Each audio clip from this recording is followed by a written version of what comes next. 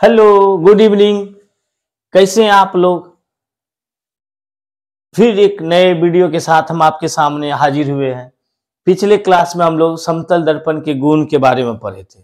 समतल दर्पण के गुण के बारे में पढ़े और लास्ट में हम बताए भी थे कि आपको दोनों प्लेन मिरर में यदि ऑब्जेक्ट रखा जाता है तो नंबर ऑफ इमेज कितना प्राप्त होता है। तो आज उसी को हम लोग यहाँ पर देखने जा रहे हैं कि दोनों प्लेन मिरर के ऑब्जेक्ट के बीच ऑब्जेक्ट रखने पर नंबर ऑफ इमेज कितना प्राप्त होगा। तो केस नंबर हम लोग डिफरेंट केस को यहाँ पर देखेंगे। तो केस नंबर यहाँ फर्स्ट को देखेंगे हम लोग यहाँ पर। यदि m बराबर 360 बाई थीटा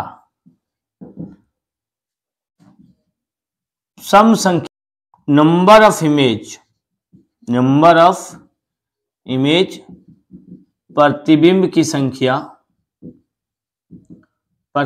संख्या n इजकल टू m-1 होगी। एग्जाम्पल के साथ हम लोग समझ रहे हैं यहाँ पर। तो थीटा का वैल्यू दे दिया, मान लीजिए 60 डिग्री। तो m बराबर फॉर्मूला क्या है? 360 बाई थीटा। तो 360 बाई थीटा कितना है यहाँ पर? 60 डिग्री। इससे हम लोग यहाँ डिवाइड करेंगे तो कितना आएगा? तो 6 आएगा। तो 6 क्या इवन नंबर या ऑड नंबर?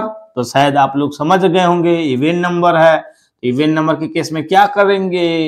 इवन नंबर के केस में हम लोग n इक्वल टू m-1 करेंगे। तो यहाँ पर क्या होगा? Number of image m-1। तो यहाँ पर 6 में से घटा देंगे यहाँ पर, तो n इक्वल टू क्या आएगा? 5। तो नंबर ऑफ इमेज कितना प्राप्त हुआ? तो आप लोग देख लिए कि यदि थीटा का वैल्यू 60 डिग्री दिया गया है, यदि आपको यहाँ पर इवन नंबर आता है तो वहां पर नंबर ऑफ इमेज निकालने के लिए उस डिविजिबल नंबर में से, उस दिए गए भाग में से हम लोग क्या करेंगे? हम लोग 1 माइनस कर देंगे।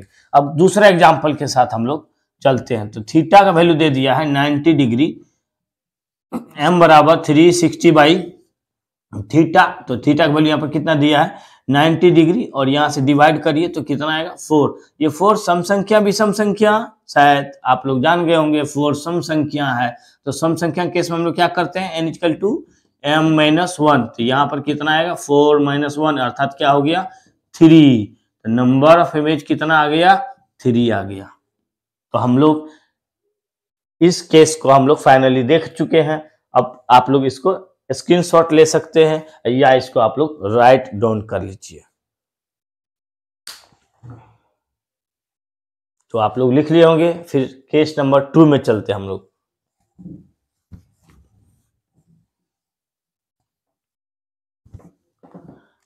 Case number 2। तो अभी हम लोग इवन नंबर को तो देख ही लिए थे, अब हम लोग ऑड नंबर को देखने चल रहे हैं। यदि m equal to 360 by theta विषम संख्या हो, विषम संख्या ऑड नंबर हो, क्या हो? ऑड नंबर हो, तो नंबर ऑफ इमेज हो, तो नंबर ऑफ इमेज प्रतिबिंब की संख्या वही होगी। जो डिविजिबल हो के आएगा, जो भाग देकर के आएगा, वही होगा।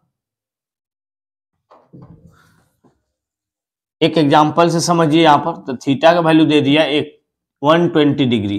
तो m इक्वल टू क्या होता है? Formula 360 by theta. तो यहाँ से डिवाइड करिए यहाँ पर, तो कितना आएगा?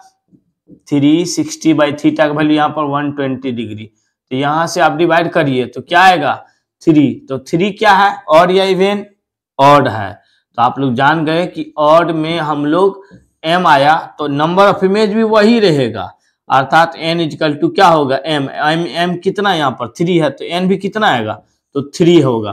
तो नंबर ऑफ इमेज वही होगा ऑड नंबर में। यहाँ पर कोई ज्यादा टेंशन लेने की जरूरत नहीं है। तो यहाँ पर n इक्वल टू यहाँ पर क्या आया? 3 आया। तब हम लोग देखते हैं कि एक कभी कभी कॉम्पिटिटिव एग्जाम में पूछ दिया कि मान लीजिए थीटा का वैल्यू 120 डिग्री दिया और इसके बारे में यदि कह दे कि दोनों मिरर के बीच में ऑब्जेक्ट रखा गया, तो उस केस में हम लोग क्या करते हैं? तो एक एक्स्ट्रा हम लोग केस को हम लोग देखते हैं। यदि थीटा 120 डिग्री हो और ऑब्जेक्ट के बारे में बोला गया हो, ऑब्जेक्ट दोनों मिरर दोनों मिरर के मध्य बिंदु बाइसेक्टर पॉइंट, बाइसेक्टर पॉइंट पर स्थित हो तो नंबर ऑफ इमेज कैसे निकालेंगे? तो n equal to m minus 1 होगी। सिर्फ एक स्पेशल केस के लिए, कब? जब ऑब्जेक्ट दोनों मिरर के मध्य बिंदु पर रखा गया, बाइसेक्टर पॉइंट। मध्य बिंदु का मतलब यह हुआ कि दोनों प्लेन मिरर के बीच मान लीजिए 6 सेंटीमीटर का डिस्टेंस है, तो आधा दूरी कितना पर होगा? तो 3 सेंटीमीटर, अर्थात इस मिरर से भी 3 सेंटीमीटर, इस मिरर से भी 3 सेंटीमीटर जहां पर होगा वहां पर यदि ऑब्जेक्ट रखा जाएगा तो नंबर ऑफ इमेज निकालने के लिए n इजकल टू क्या करेंगे वहां पर m माइनस 1 होगा। क्या होगा? n बराबर, तो एग्जाम्पल समझिए, तो थीटा बराबर हो जाएगा 120 डिग्री और ऑब्जेक्ट कहाँ है? ऑब्जेक्ट बाइसेक्टर पॉइंट पर स्थित है। कहां पर है? बाइसेक्टर पर स्थित हो तो वहां पर अपना लोग को यही फॉर्मूला हर साल की भांति इस साल भी वही formula n equal to m minus 1। तो ये m कितना है यहाँ पर? Sorry, n equal to 360 by theta. तो थीटा का वैल्यू कितना है यहाँ पर? थीटा का वैल्यू कितना? 120।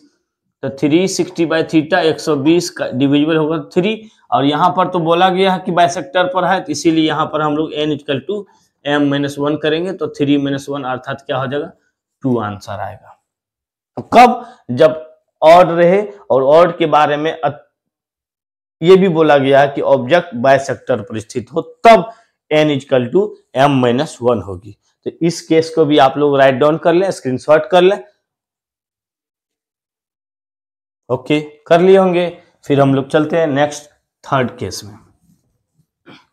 समझ में आ रहा है ना आप लोग को?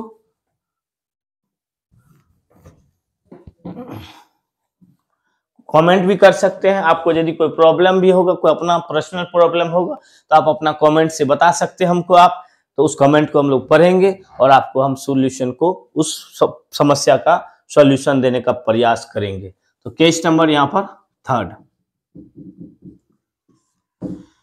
यदि अभी आप लोग देख लिए ऑड आया, इवन आया, अब मान लीजिए ना ऑड आया ना इवन आया, ऐसा मान लीजिए चांस बन गया कि ना डिविजिबल पूर्ण ना ऑड हो रहा है ना इवन हो रहा, तो हम लोग क्या करेंगे? वहां पर इंटीजर होगा, दशमलव संख्या होगा, तो क्या करेंगे? तो यदि m बराबर 360 बाई थीटा, क्या आएगा? दशमलव संख्या, डेसिमल नंबर हो, तो वही बात, पुरानी बात, n equal to m minus 1 होगी। क्या? तो नंबर ऑफ इमेज की संख्या, नंबर ऑफ इमेज की संख्या m माइनस 1 होगी। तो हम लोग एक एग्जांपल से समझते हैं। यहां पर जब डेसिमल नंबर हो तो क्या करना है? तो थीटा का वैल्यू 75 डिग्री दे दिया है, तो यहां पर m equal to 360 by theta, और थीटा का वैल्यू यहां पर कितना दिया? 75। इसको डिविजिबल करिए, तो डिविजिबल करिएगा तो 4 पॉइंट क्या आया? 8। ये आया दशमलव संख्या। अब इसको पूर्ण संख्या बनाना है, तो पूर्ण संख्या अभी नहीं बनाना, अभी पहले हमको क्या करना है? n equal to m minus 1 होगी। तो यहाँ पर n इजकल टू पहले हम लोग बना लेंगे m माइनस 1, अर्थात 4.8 में से 1 को माइनस कर देना है, तो कितना आया?